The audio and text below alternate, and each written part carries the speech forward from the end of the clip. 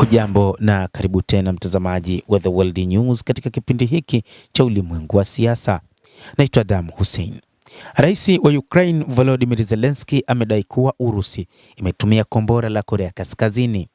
Zelensky amesema Urusi imetumia kombora la masafa marefu kutoka nchini Korea Kaskazini kwa mara ya kwanza katika shambulio lake la anga lililolenga nyumba ya familia moja katika kijiji cha Radushny karibu na mji wa Kryvyi.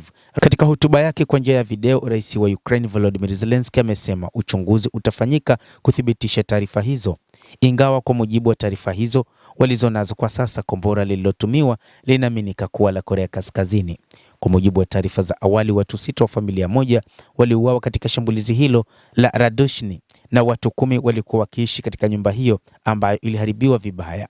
Zelensky ameshutumu Urusi kwa kushirikiana na kile alichokiita utawala wa kichaa wa Korea ya Kaskazini ili kupata silaha pamoja na wanajeshi. Urusi na Korea Kaskazini, taifa la kikomunisti lililojitenga na mataifa mengine, zimekubaliana kuimarisha ushirikiano wa kijeshi, ikiwemo kusaidia wakati wa mahitaji.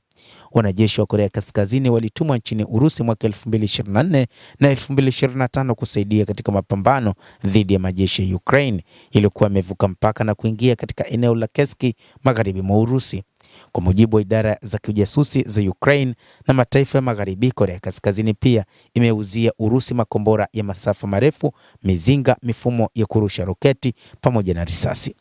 Ukraine imeonya kuwa Pyongyang huenda ikatuma tena maelfu ya wanajeshi kusaidia Urusi katika vita vinavyoendelea.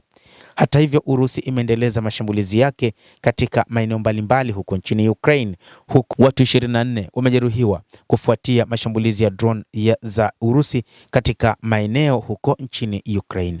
Kadhalika, Ukraine nayo imefanya mashambulizi ndani ya nchi ya Urusi. Mamlaka za Ukraine limeshutumu jeshi la Urusi kwa kuyaorodhesha magari yake ya kijeshi kama ya kiraia, suala ambalo ni uvunjaji wa sheria za kivita.